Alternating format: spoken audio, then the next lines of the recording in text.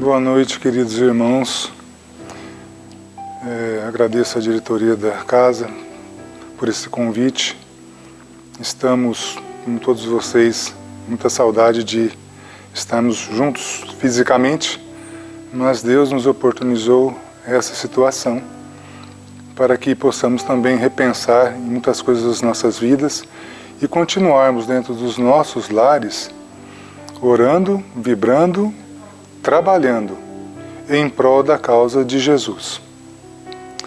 A lição de hoje é, certamente, do livro Fonte Viva, psicografia do nosso querido Chico, por Emmanuel.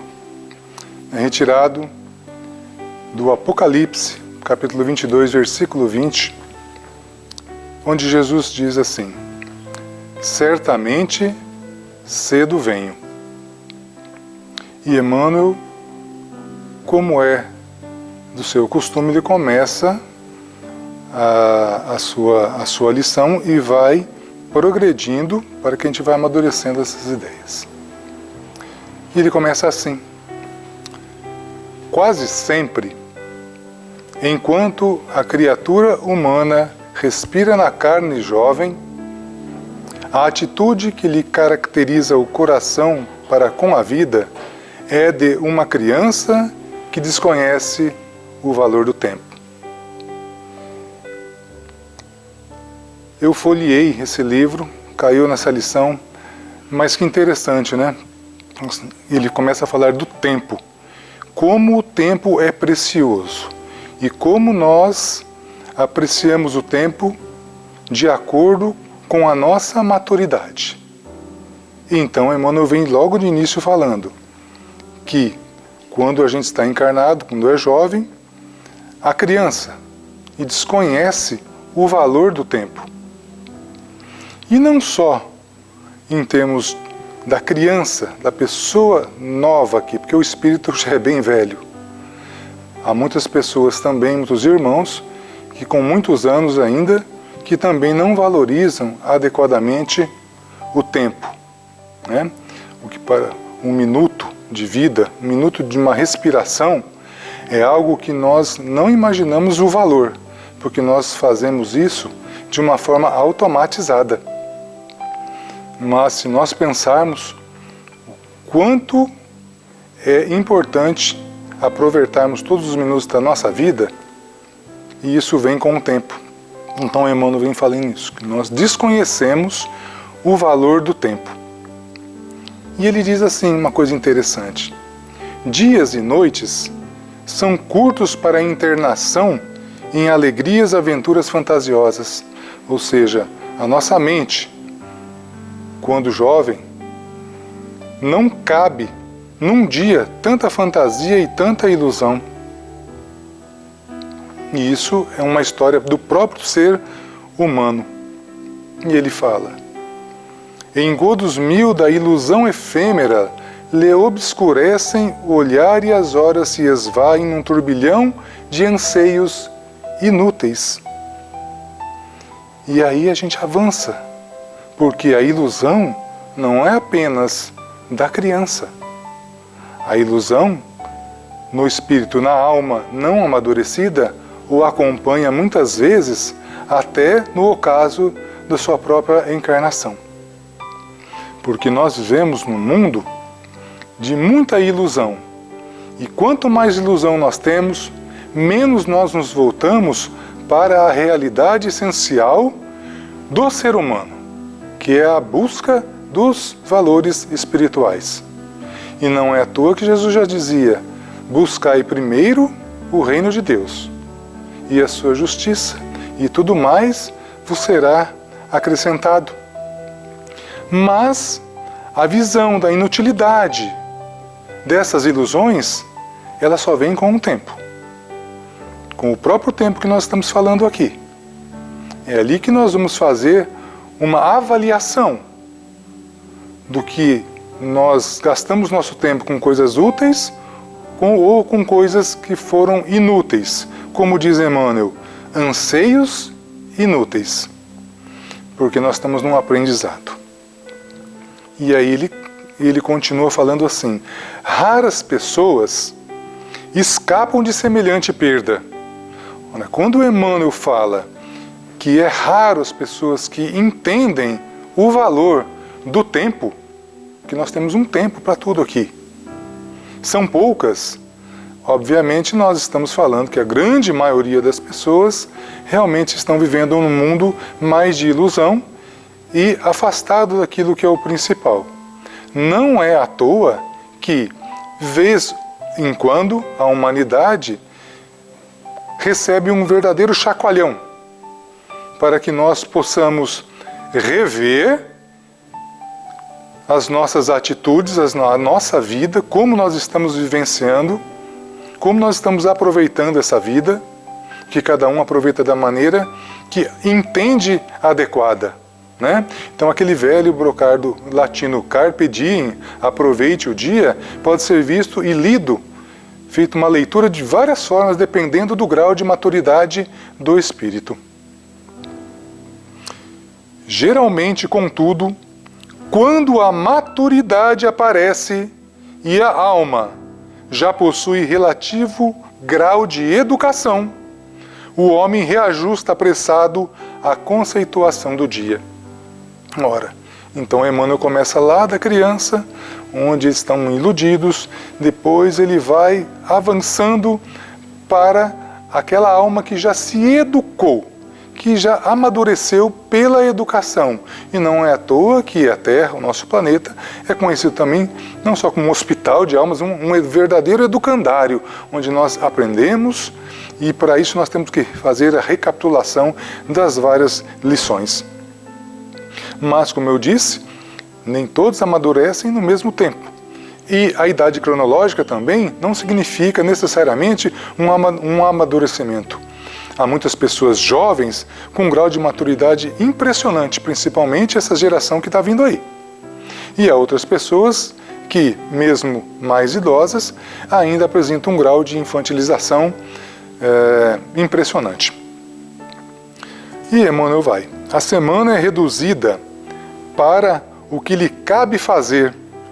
Compreende que os mesmos serviços, na posição em que se encontra, se repetem a determinados meses do ano, perfeitamente recapitulados, qual ocorre às estações de frio e calor, floração e frutescência para a natureza. Ou seja, a alma madura consegue identificar cada momento e cada oportunidade para que ele realmente aproveite a sua encarnação.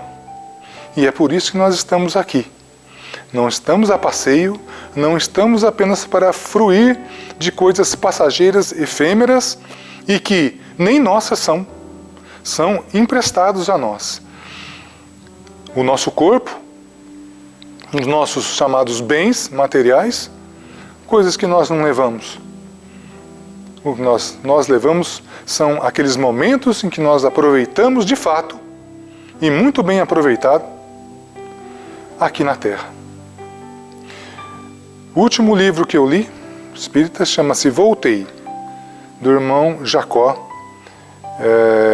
psicografia do Chico.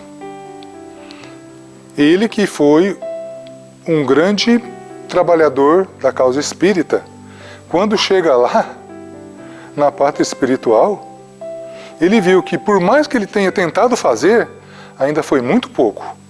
E ele foi cobrado por isso. Então a gente tem que fazer uma avaliação das coisas que a gente faz, nunca achar que é demais, sempre achar que é pouco e que a gente pode fazer mais.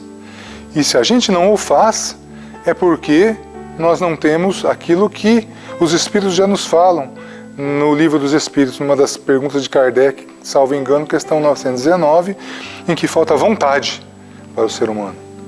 É a vontade que falta. E continua Emmanuel. Agita-se, inquieta-se, desdobra-se, no afã de multiplicar as suas forças para enriquecer os minutos ou ampliá-los, favorecendo as próprias energias. Olha que orientação que Emmanuel nos traz, né? Dizendo que Nós somos os protagonistas da nossa história. Nós temos sim o auxílio do alto, nós temos assim auxílio dos nossos irmãos aqui, que têm afinidade conosco, e também daqueles que não têm, porque eles também nos auxiliam a ver que nós estamos longe da perfeição. E Emmanuel nos orienta para que a gente se multiplique, para que multiplique as forças para enriquecer esses minutos. Ele não fala em horas, ele não fala em dias e ele não fala em anos, em décadas. Emmanuel é preciso, ele fala em minutos, porque um minuto passa rápido, mas em um minuto você pode fazer muita coisa, seja da parte material ou mesmo da parte de pensamento, né? Porque se você conseguir orientar bem os seus pensamentos, você vai vibrar com quem? Com os espíritos que estão um pouco mais evoluídos que a gente. Mas se você, naquele instante que você está lá no alto, você baixar o seu nível e você começa a pensar de outra maneira, aquele minuto que você vibrou não adequadamente, essa energia, ela vai compor a psicosfera do planeta.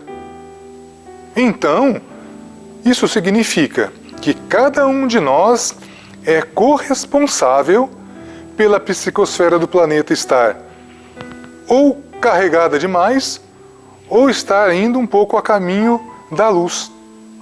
E essa consciência de que cada um de nós somos protagonistas dessa situação é muito pouca.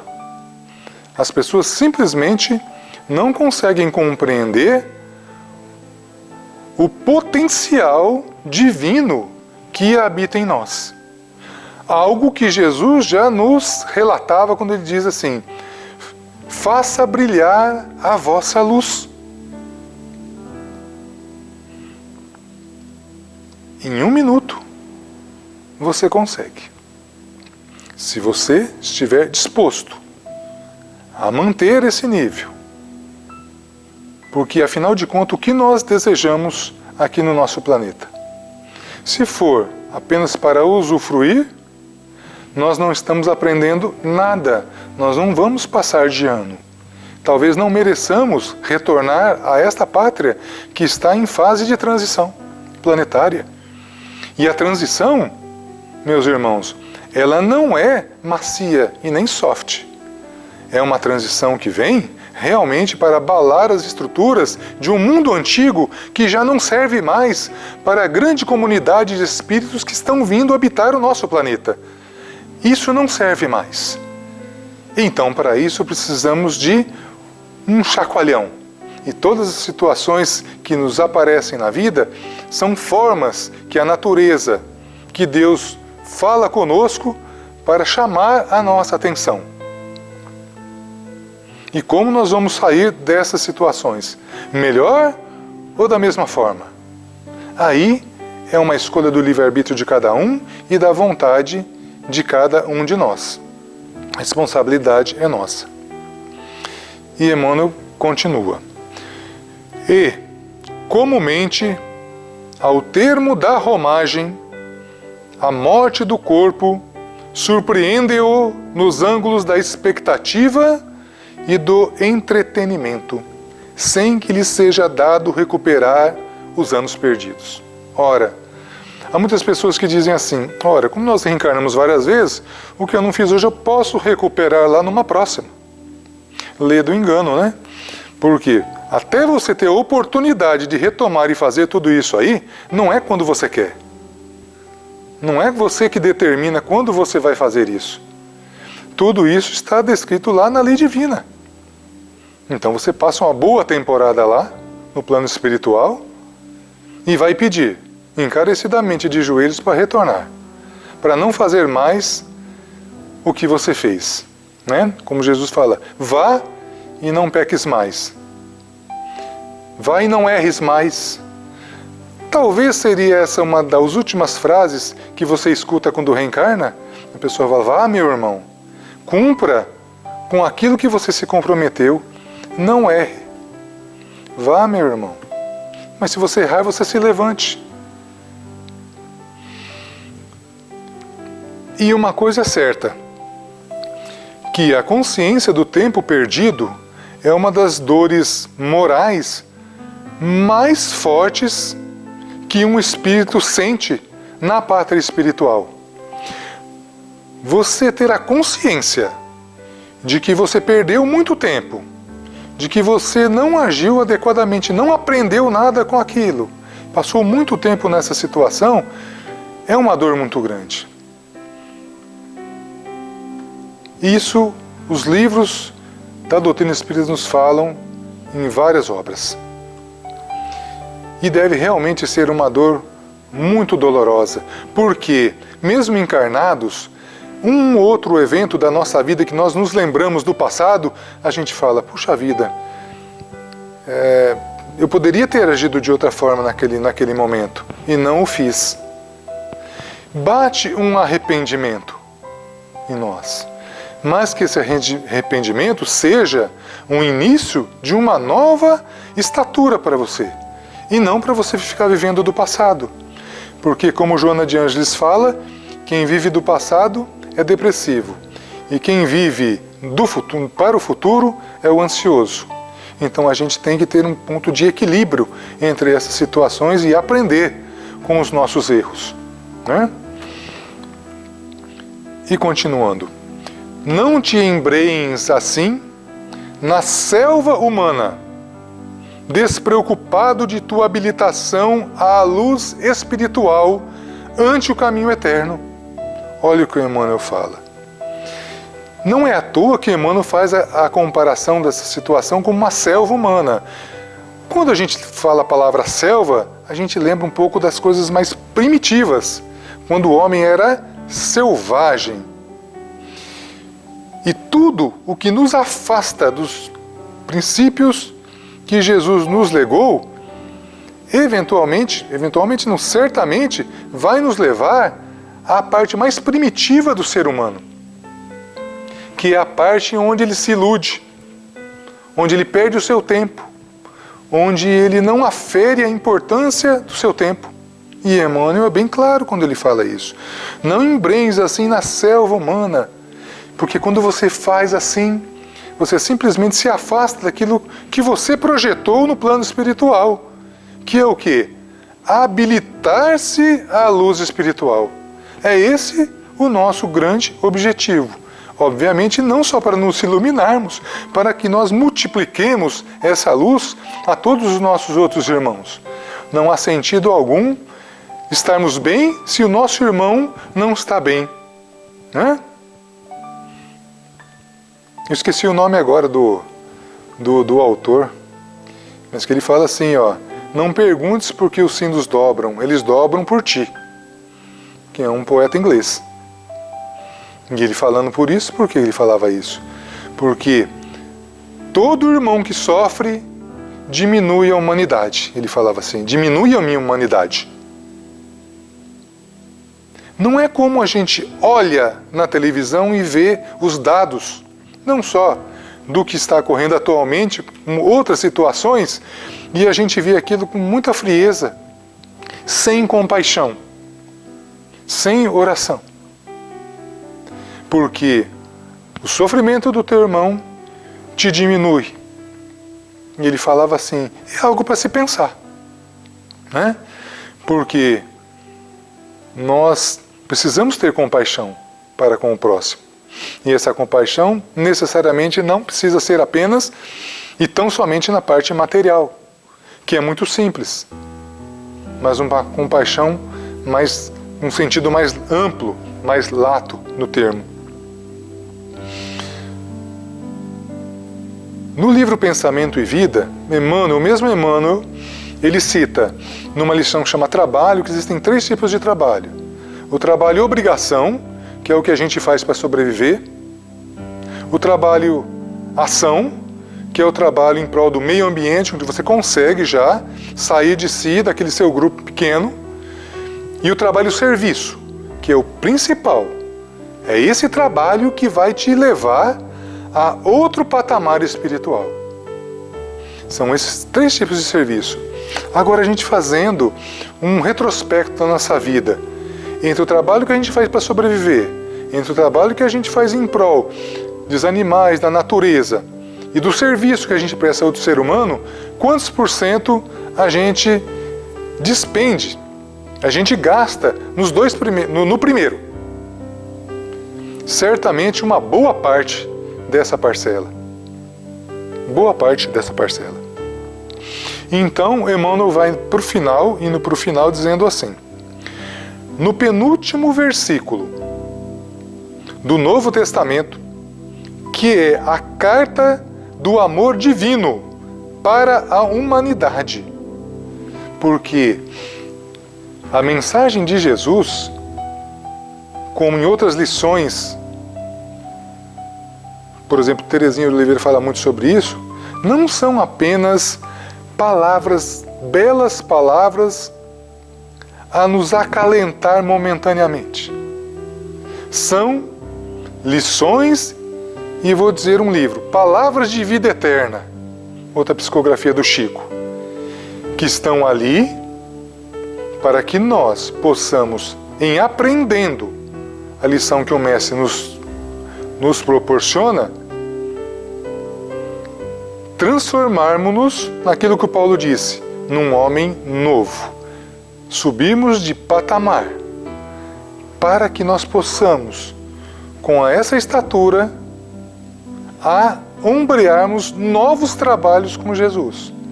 Estamos ainda muito distantes disso, estamos a caminho da luz, mas depende de nós a vontade de queremos, de fato, subirmos de degrau.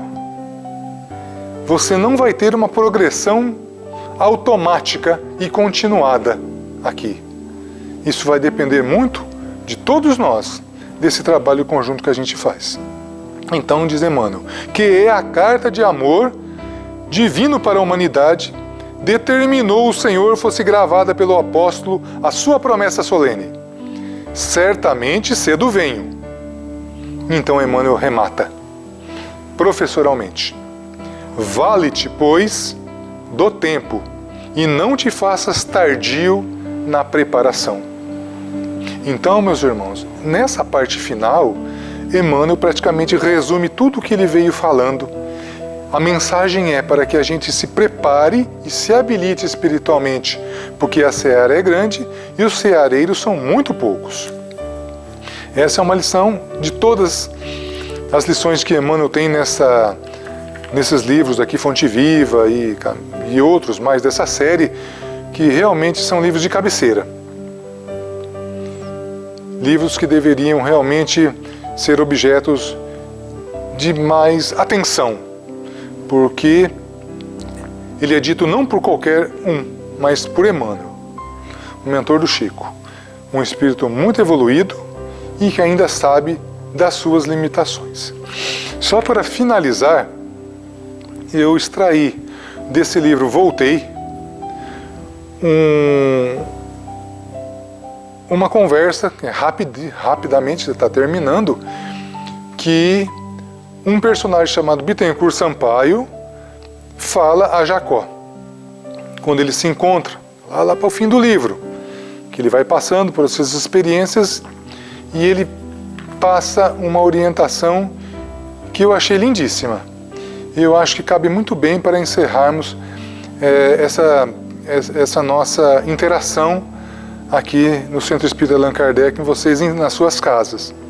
Ele diz assim para Jacó, isso serve para todos: ama sem paixão, espera sem angústia, trabalha sem expectativa de recompensa, serve a todos sem perguntar, aprende as lições da vida sem revolta, humilha-te sem ruído ante os desígnios superiores, renuncia aos teus próprios desejos, sem lágrimas tempestuosas, e a vontade justa e compassiva do Pai iluminar-te-á constantemente o coração fraterno. Que Jesus esteja sempre presente na vida de vocês e que vocês, como eu, como todos, possamos com essa lição prepararmos um novo caminho para a nossa vida. Um caminho de mais iluminação, de mais trabalho, de mais comprometimento. Primeiro, para consigo mesmo, porque você precisa se conhecer, se reformar para ter uma qualidade de auxílio. Tenham uma boa semana, orem pela humanidade, orem pela melhora da psicosfera do planeta. Que Jesus os abençoe.